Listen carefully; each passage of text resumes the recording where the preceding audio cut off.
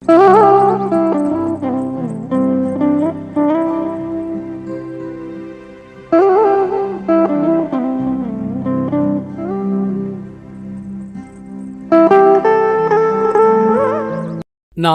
கடந்த 3 ஆண்டுகளாகவே ஒரு செய்தியை சொல்லிக் கொண்டுள்ளேன். 2026 வாக்கில் யூதன் வீழ்வான், தமிழர் எழுவர் என்பதுதான் அந்த செய்தி. இதை நான் எண்ணிச் சொன்னதல்ல, உள்ளுணர்வாக உணர்ந்து சொன்னது. நான் சொன்னபடி யூதனின் வீழ்ச்சி 6 மாதங்களுக்கு முன்பே தொடங்கிவிட்டது. ஈரானின் மீது எப்போது இஸ்ரேல் தாக்குதல் நடத்தியதோ அன்றே இஸ்ரேலின் வீழ்ச்சி தொடங்கிவிட்டது. ஈரான் என்பதற்கு லேண்ட் ஆஃப் ஆரியன்ஸ், அதாவது ஆரியர்களின் நாடு என்று பொருள் சொல்லப்பட்டாலும் அது தவறாக கொள்ளப்படும் பொருள்தான். ஈர் என்றால் 2 என்று பொருள். ஆண் என்பது ஆணை குறிக்கும் சொல்தான். எனவே ஈரான் என்பதற்கு 2 ஆண் என்பதே சரியான பொருள். இந்த 2 ஆண்கள் யார்? இலங்கேஸ்வரரான ராவணரும் அவரது மகனான இந்திரனும் தான் அந்த 2 ஆண்கள். ராவண இந்திரரின் ஆட்சி அன்றைய பெர்சியா வரை பரவி இருந்தது. அப்படி தொடங்கி உருவானதுதான் ஈரானின் தற்போதைய பெயர். ஈரானை குறிக்கும் ராவண இந்திரரின் எதிரி யார்? அது ராமன் தானே. ராமன் ஒரு யூதன். அவனை குறிக்கும் நாடுதான் இஸ்ரேல். ஆக ஈரானும் இஸ்ரேலும் ஜென்மப்பகையோடு இருப்பது வரலாற்றின் தொடர்ச்சிதானே ஒழிய புதிய யதார்த்தமல்ல. அன்று கசாரிய ராமன் ராவண இந்திரரின் சாதனைகளை கேள்விப்பட்டு பொறாமை கொண்டு அத்தனை 1000 மைல்கள் கடந்து வந்து ராவண இந்திரரை வம்பிற்கிழுத்து போரிட்டு தோற்று மாண்டது போலத்தான் இன்றும் பல 1000 மைல்களை கடந்து வந்து ஈரானை வம்பிற்கிழுத்து ஆப்பை பிடுங்கிய குரங்கு போல அவதிப்பட்டு கொண்டுள்ளது யூதனின் இஸ்ரேல். யூதர்களையும் இஸ்ரேலையும் இன்று உலகமே வெறுக்கிறது. உலகின் மீது இஸ்ரேல் தொடுத்த பயோவார்தான் கொரோனா நோய்.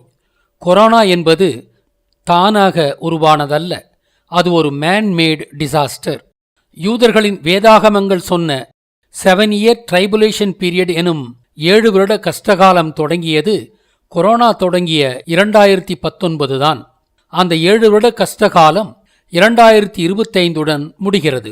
எனவே 2026 தொடக்கம் தமிழருக்கும் உலகுக்கும் நல்ல காலம்தான். கலியுகத்தின் அங்கமாக கடந்த 700 ஆண்டுகளாக வித்யாரண்யன் எனும் உடுப்பி சங்கராச்சாரியின் திட்டப்படி தமிழர்களாகிய நாம் சொந்த மண்ணிலேயே இன்று வரை அடிமைகளாக வாழ்ந்து கொண்டுள்ளோம். நம்மை அடிமைப்படுத்தி ஆள்பவர்கள் தெலுங்கர்களே. தெலுங்கரை தமிழகத்தின் மீது ஏவியவன் வித்யாரண்யன் என்ற உடுப்பி யூதன்தானே. தெலுங்கர்கள் தமது உண்மை அடையாளத்தை மறைத்து திராவிடம் என்ற ஏமாற்று அடையாளத்தில்தான் தமிழரை ஆள்கின்றனர். இதற்கு திட்டம் வகுத்து கொடுத்தவன்தான் யூதன். 2026 தேர்தலில் இந்த உண்மைகளை வெளிப்படுத்தி 5ஆம் யுக கட்சி களம் காண இருக்கிறது. வருகின்ற தேர்தலில் திராவிடம் படு தோல்வியை சந்திக்கும் என்பதில் ஐயமில்லை. அந்த தோல்வியை தெலுங்கருக்கு பரிசாக வழங்க இருக்கும் கட்சி 5ஆம் யுக கட்சிதான். தமிழகத்தில் திராவிடம் என்ற பித்தலாட்ட கோட்பாடு அழித்தொழிக்கப்படும். இப்போது 5ஆம் யுக கட்சிக்கு அந்த பெயர் சூட்டப்பட்ட காரணத்தை விளக்குவோம்.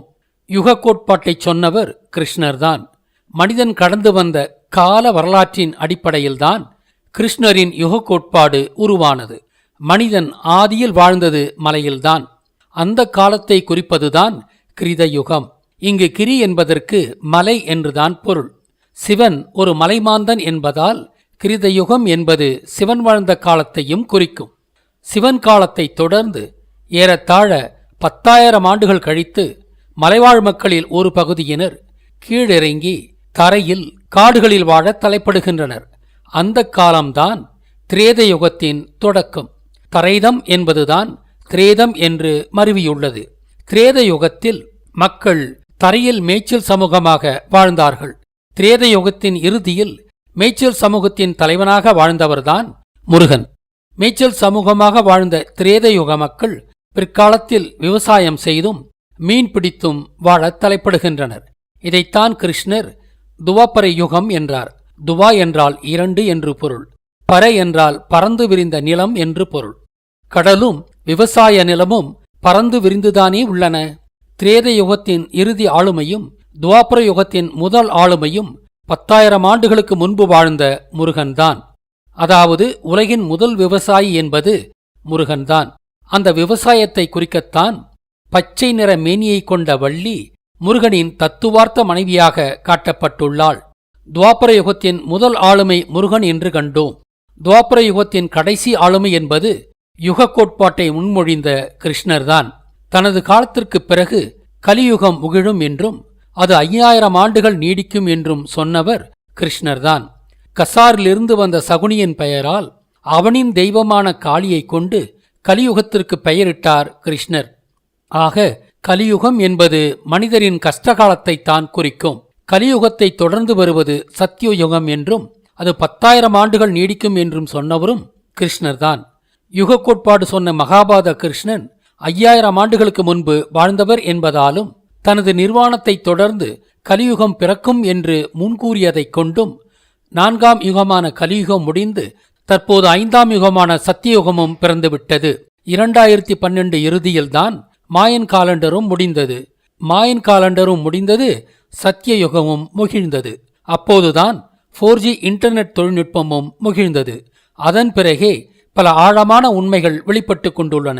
எனவே சத்தியயுகம் பிறந்தது 4G இன்டர்நெட் முகிழ்ந்ததைக் கொண்டும் உறுதியாகிவிட்டது. 2012 இறுதியில் சத்தியயுகம் முகிழ்ந்தது என்று கண்டோம். 2013ஆம் ஆண்டு பொங்கலின் போதுதான் சத்தியயுகத்தின் ஆன்மீகமான முருகனின் சமணம் எனும் ஆசீவகமும் மீட்டெடுக்கப்பட்டு வெளியிடப்பட்டது. அது நான் திட்டமிட்டதல்ல, யதார்த்தமாக நிகழ்ந்த அற்புதம். அதையடுத்து 2020 சமநாள் அன்று ராவண இந்திரரை குறிக்கும் ராசி யுகமான மீன யுகமும் முகிழ்ந்துள்ளது. எனவே யூதரை தவிர்த்த உலக மக்களுக்கு இனி நல்ல காலம்தான். வேதாகமங்கள் சொன்ன 7 வருட கஷ்டகாலமும் 2025உடன் முடிவதால் 2026 தொடக்கம் உலகிற்கு நல்ல காலம்தான். 2026இல் தேர்தலும் வருவதால் அப்போது 700 ஆண்டுகளுக்கப்புறம் முதலாக தமிழகத்தில் தமிழராட்சி ஏற்படவும் வாய்ப்புள்ளது. எனவே 2026 தேர்தலில் தமிழர் கட்சி பங்கேற்று வென்று தமிழராட்சி ஏற்படுத்துவதின் மூலம் வந்தேறி தெலுங்கர்களிடமிருந்து தமிழர்கள் விடுதலை பெறுவார்கள். அந்த விடுதலைதான் தமிழர்கள் ஆவலோடு எதிர்பார்த்திருக்கும் மாபெரும் விடுதலை.